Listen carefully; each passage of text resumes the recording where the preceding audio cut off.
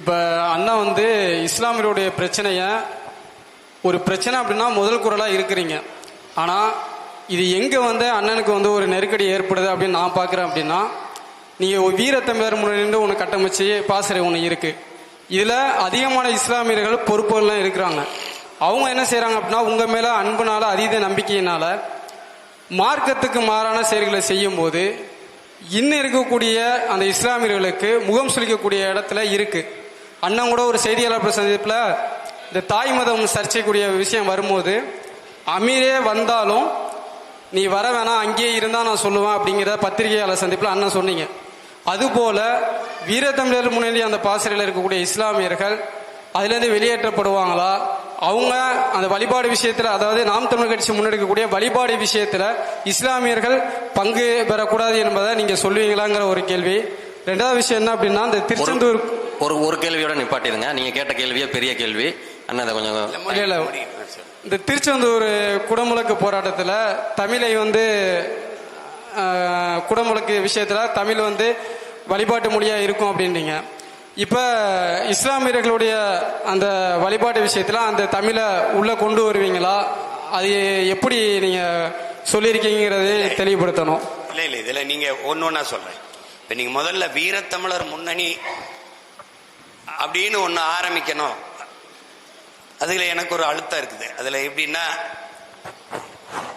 என்னோட அன்பு பாராட்டுகிற, என்னை நேசிக்கிற சீக்கிய இன மக்கள், அதில் பெரியவர் ரஞ்சித் சிங் மான் அவரும் நானும் உரையாடி கொண்டிருக்கும் போது, உன் இனத்தின் பகைவன் எல்லோரும் கோயிலுக்குள்ள இருக்கான், உன் மக்கள் எல்லாம் அங்கே போறாங்க, அவங்கள உன் பக்கம் திருப்பாம நீ எப்படி அரசியல வெற்றி பெறதுன்னு என்னை ஒரு கேள்வி எழுப்புறாரு. அப்ப நான் வந்து ஒரு தேசிய இனத்தின் மகன், நான் இன்னைக்கு இஸ்லாத்தை ஏற்றுக்கலாம், கிறிஸ்தவத்தை ஏற்றுக்கலாம், பௌத்தத்தை ஏற்றுக்கலாம். இப்ப எனக்குன்னு ஒரு வழிபாட்டு, உலகின் முதல் இனத்திற்கு 50,000 ஆண்டு மூத்த இனத்திற்கு ஒரு மெய்யியல் கோட்பாடு இருந்திருக்கணும். அது என்னன்னா, அது உங்களுக்கு தெரியும், சிவன் முருகனை வழிபடுகிற சைவர்கள் நாம. அப்போ இந்து முன்னணி என்ற ஒன்றை வச்சு அதுல அவங்க வீர சிவாஜி, மராட்டிய சிவாஜி, இந்த காளி இதெல்லாம் கொண்டு வரும்போது, இப்போ ஒரு காட்டுக்குள்ள தீ பற்றி வரும்போது அதை தடுக்கிறதுக்கு ஒரு சின்னதா ஒரு வாய்க்காலை வெட்டி மேற்கொண்டு பரவாம நிறுத்த வேண்டியது கடமையும் பொறுப்புமா இருக்கு. இப்ப அந்த இடத்துல என்னுடைய இறையை, என்னுடைய மெய்யல் கோட்பாட்டை தூக்கி தான் அந்த இதை தடுக்க வேண்டியது. அப்ப அவன் வந்து இந்து முன்னணின்னு வைக்கும்போது, நீ அங்க போக வேண்டிய தேவை உனக்கு வழிபாட்டுக்காக தானே இருக்குது. இங்க வா, இது வீரத்தமிழர் முன்னணின்னு சிவாஜியை தூக்கிட்டு எங்களுடைய மூதாதைகள் தீரன் சின்னமலை, பூலித்தேவன், மருதுபாண்டியர், அழகுமுத்துக்கோன், வேலு நாச்சியார், சுந்தரலிங்கனார், இந்த எங்க மூதாதைகளை நான் வந்து அடையாளப்படுத்தினேன்.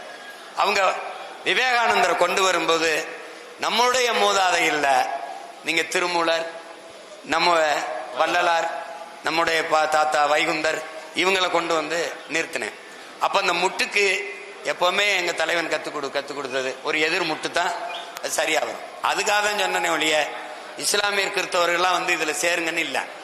அதுல திருச்சியில சேர்ந்த என் தங்கச்சி, சில கோவையை சேர்ந்த என் தம்பிலாம் விரும்பி நாங்கள் இதுல இருக்கிறோம்னு சொல்லும் போது என்னால வெளியில போங்க வேணான்னு சொன்னா நான் மதம் பார்த்து நிராகரிக்கிறேன் வரும். எங்களுடைய உரிமைக்காக நீங்க நிக்கிறீங்க, உங்களுடைய வழிபாட்டு உரிமைக்காக நாங்க நிக்கிறோம். நீங்க பெருவுடையார் கோயிலுக்குள்ள நான் போகும்போது, என்னுடைய ஆவணத்தை வச்சு வழிபட போகும்போது என் தம்பி ஹுமாயூன் வந்துட்டாப்ல.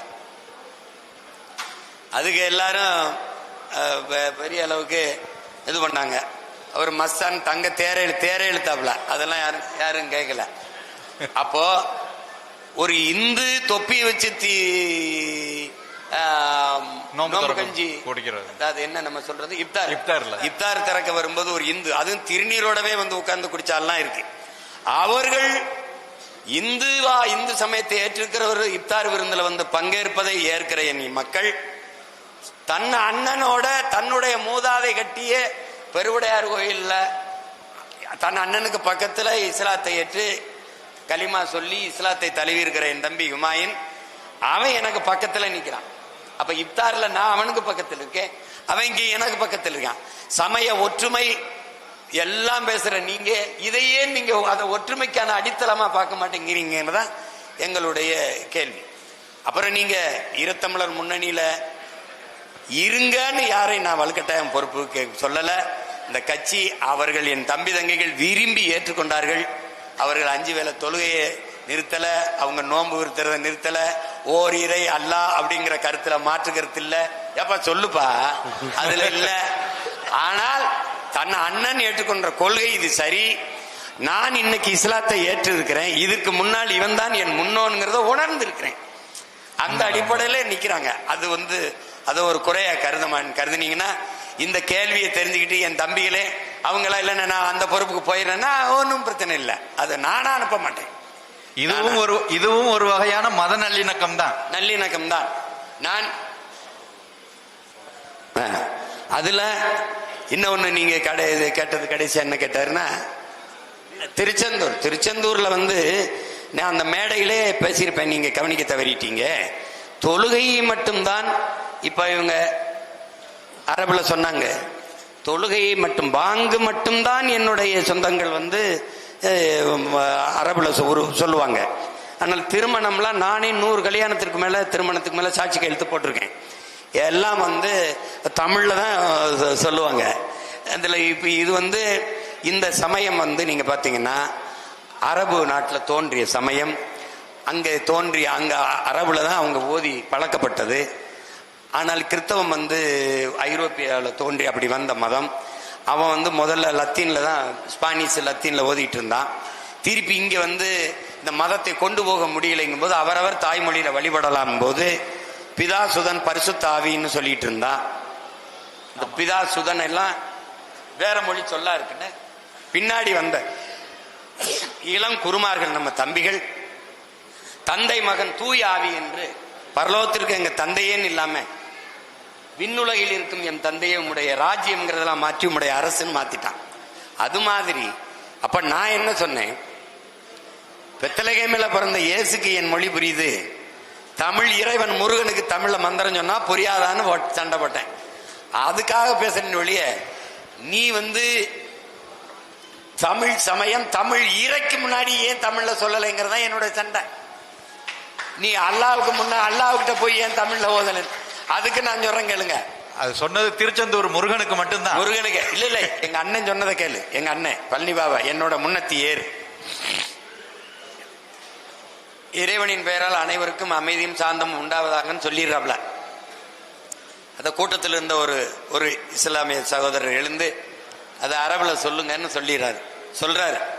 உட்கார்த்தா உட்காரு, எல்லாம் தெரிஞ்ச அல்லாவுக்கு என் மொழி தெரியாதான்ட்டாப்ல. இருக்கு இன்னும் இருக்கு.